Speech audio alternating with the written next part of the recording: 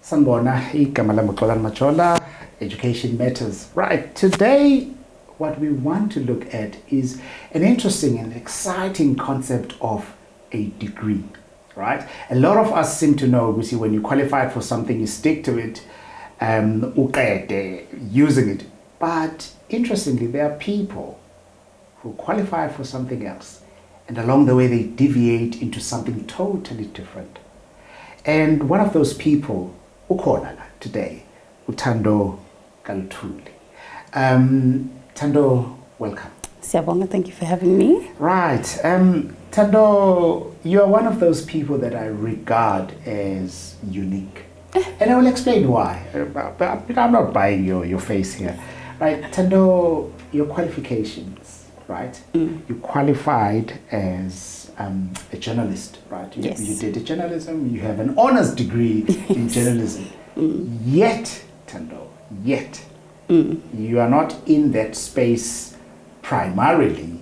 You are doing something else. Yes. Please tell us, Lucy, what are you doing and how you got to do what you're doing? So I'm not a journalist in the traditional sense that I go to the newsroom, I go and get stories, and I produce an article, or I'm in TV or radio and I'm broadcasting the news. But as soon as I finished my honors degree, the first job available for me was in marketing to copyright. So I was a copywriter for a small marketing company, and then later, a couple of months later, I went into project management in that company. So I pivoted into marketing with my journalism qualification. All right. Yeah. And what was that transition like from what you qualified for into something probably totally new? It was very different. It was very, very different in a sense that you're collecting news. So if you're a copywriter, you're on various platforms.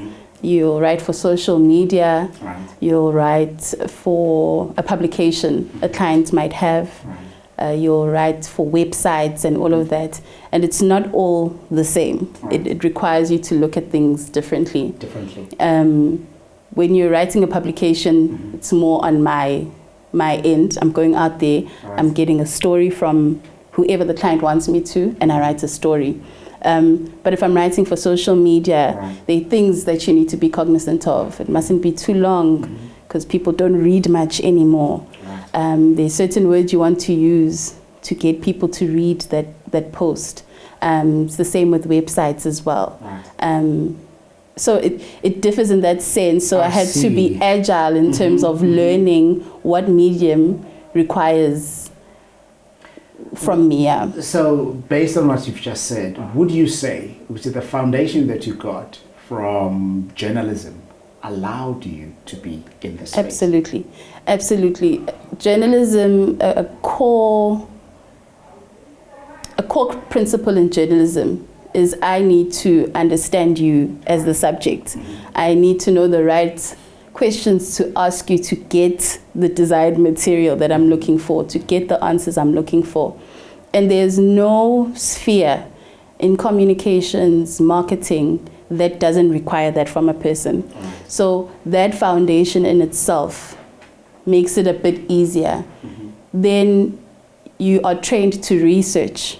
So before I speak to you, as someone I'm interviewing for a story, I need to research about you, I need to know you.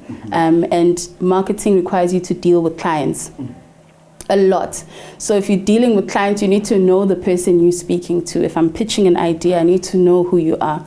So journalism is an excellent baseline to work on when you're going into other areas in communications and the likes. Right. Yeah. From my understanding, you are now a content producer for Education Matters. I am. And how does that feel like? at the moment, right? Bearing in mind, you've just told us, Uti, from journalism you went into copywriting, and now you're a content producer, right? How does it feel? Like, what can we expect from, you know? It's very exciting. It's very exciting to be a part of a project like this. Is incredibly exciting. Let's start there. It's something that we don't see much of on social media, just something specific that speaks to everything that is education. It's also nice to get back into a role or to enter a role where I use more of my journalistic skills.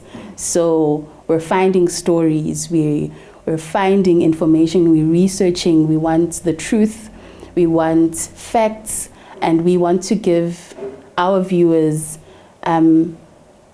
information that assists them in their education journeys, whether you're in high school, whether you're an undergrad or a postgrad, whether you're someone who's an educator who's looking to learn more. This is what this platform gives you. And so I've stepped back into my journalism in that sense.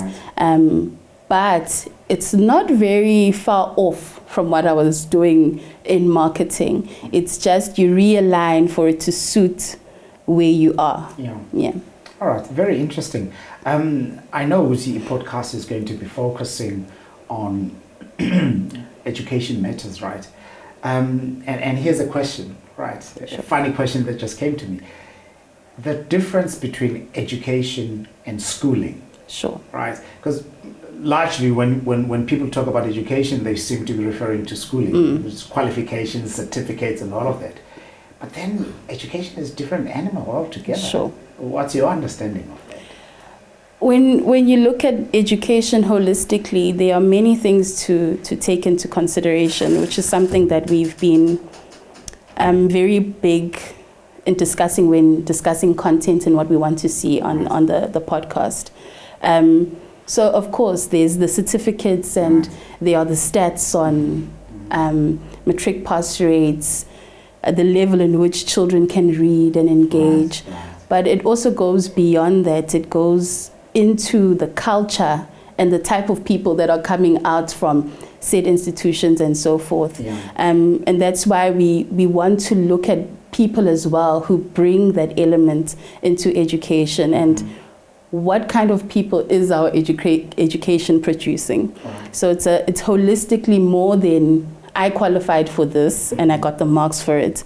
But when I step out into the world, what kind of person am I and what do I contribute to my community?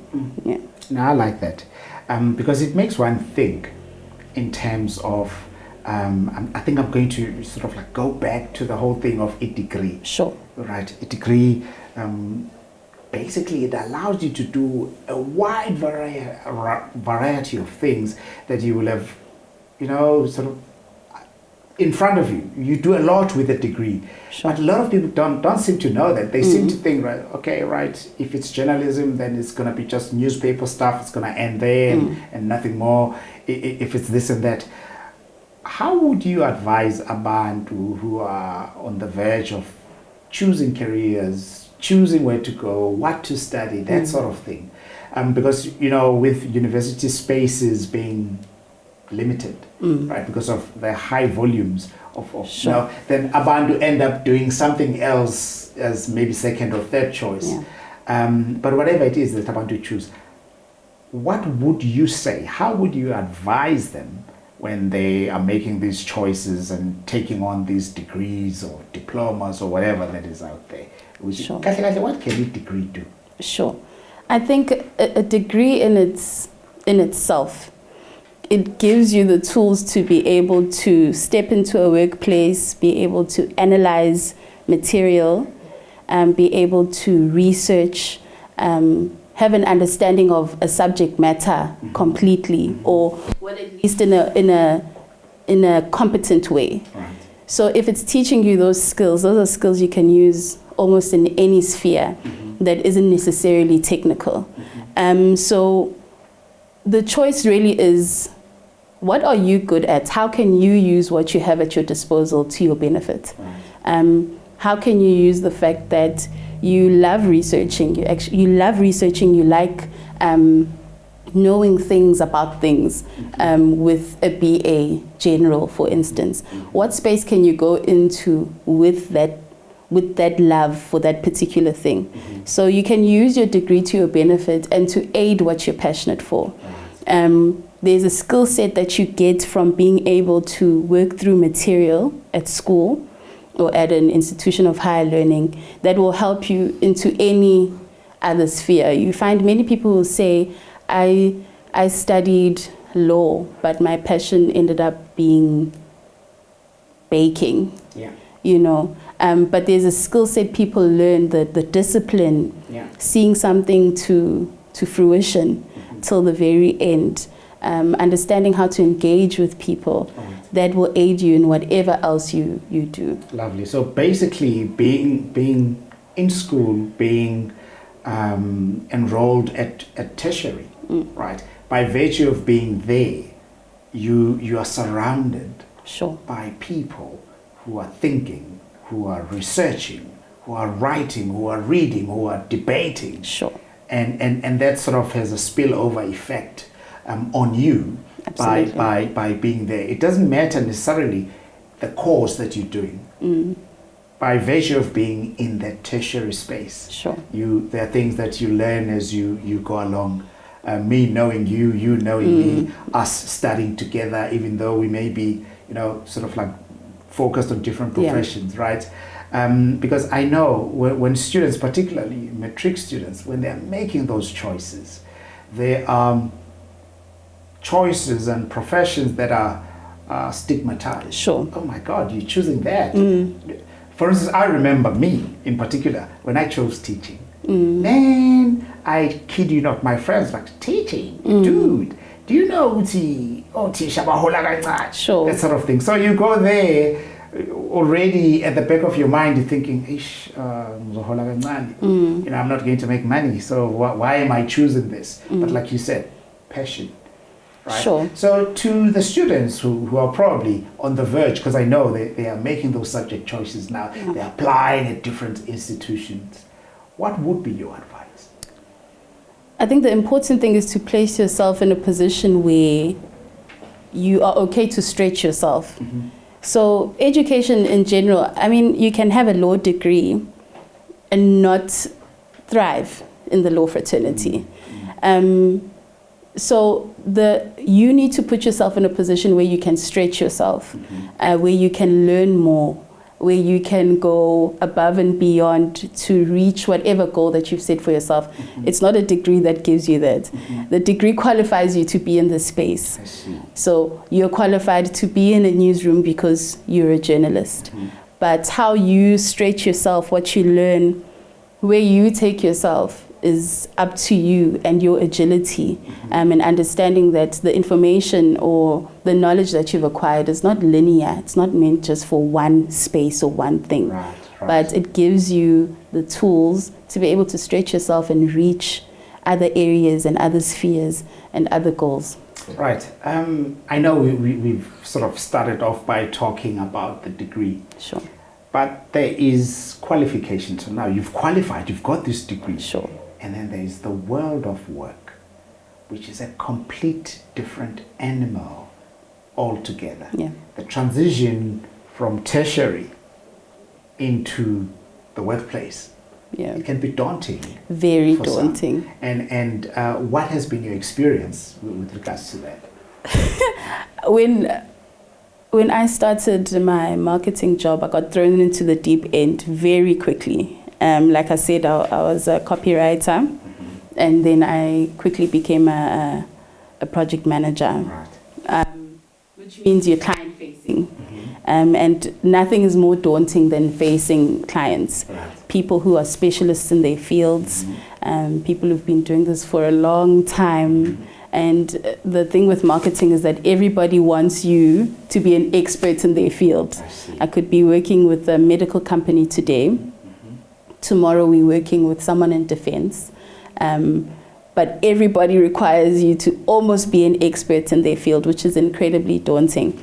But the important thing is to know where your strengths lie and be open to learning, be open to asking questions, paying enough attention to be able to ask the questions. You can only know if you can recognize that you don't know. So that's very important. But it was a difficult transition, but I told myself that I want to learn. I want to learn, so I'm going to do it. And I'm going to use what I have at my disposal, what I know I can do, and that's what's going to set the tone for me. All right. Yeah. There are those who haven't made it yet, who've probably lost hope, right? Because, when it comes to tertiary, it can be very tough and very harsh, maybe, Sure. right? And there are those who fall by the wayside, those who don't make it, right? Let's imagine I'm one of those who didn't make it. Sure. What advice would you give me? Because really, I want to pursue this, I want to get it, but I'm failing. You keep trying. There's absolutely nothing else you can do but to keep trying. It's like job hunting. You don't stop because you haven't received a response. You just keep trying, you keep doing it. Sometimes it takes longer than you anticipated, but if you want something enough, you just keep trying. You try when you're tired, you try when you're motivated, Right. You try when you're crying, you try when you're smiling. But the point is to keep trying. I mean, I've had friends who have stayed in one degree for a very long time because they want that degree and they've told themselves that this is what I want. Yeah. And others are graduating, others are approaching graduations, and you keep trying. That's all you do. Funny you should say that. There are people who qualify for something, right? And they never get to the space where they want to be. And then there is a job opportunity that may be seen to be lower than their expectations. No, I'm not driving a truck. I didn't qualify for that. Sure. Right? That kind of attitude. How would you advise somebody who's probably qualified for something, but they are stuck elsewhere where they think maybe this is a low-ranking job, I shouldn't be here? How can they use that space to upgrade themselves? Sure. Nothing beats experience in anything you do.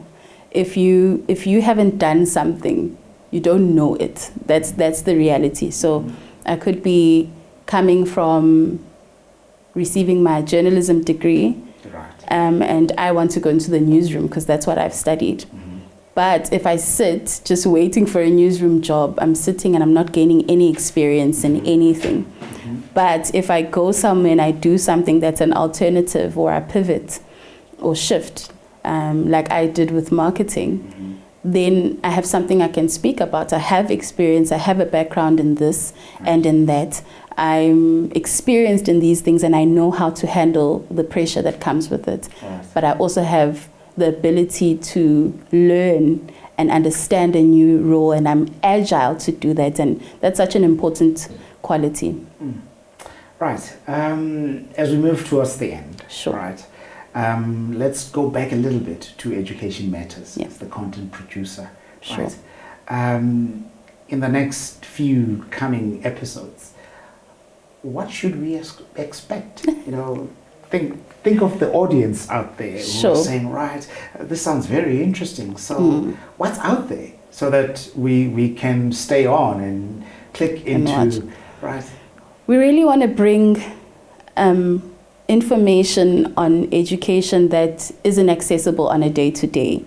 We want everybody in every sphere of education to be able to say, I want to tune in because I need to learn this. We want from young children and their development and what parents should be looking out for. We want to speak about those things. We will be speaking to curriculum and what that curriculum means and curriculum changes. What do those mean? We'll be speaking to young people who are going into the workspace, what they need to know when they're entering the workspace. We'll be speaking policy, but we'll also be speaking culture.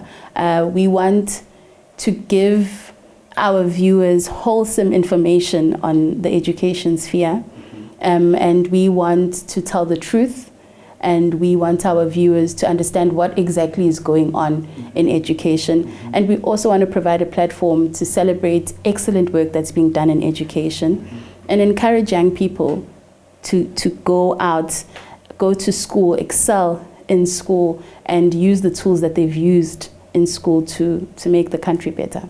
All right. Thando, thank you very much for your time. Thank you so much. You are doing such incredible work Thank behind you. the scenes. Thando Luthuli, our very exciting content producer, who's going to make sure with the Education Matters does deliver in terms of what she said. And now all who's out there probably looking for something different, with Education Matters is the place to be. Siyabonga.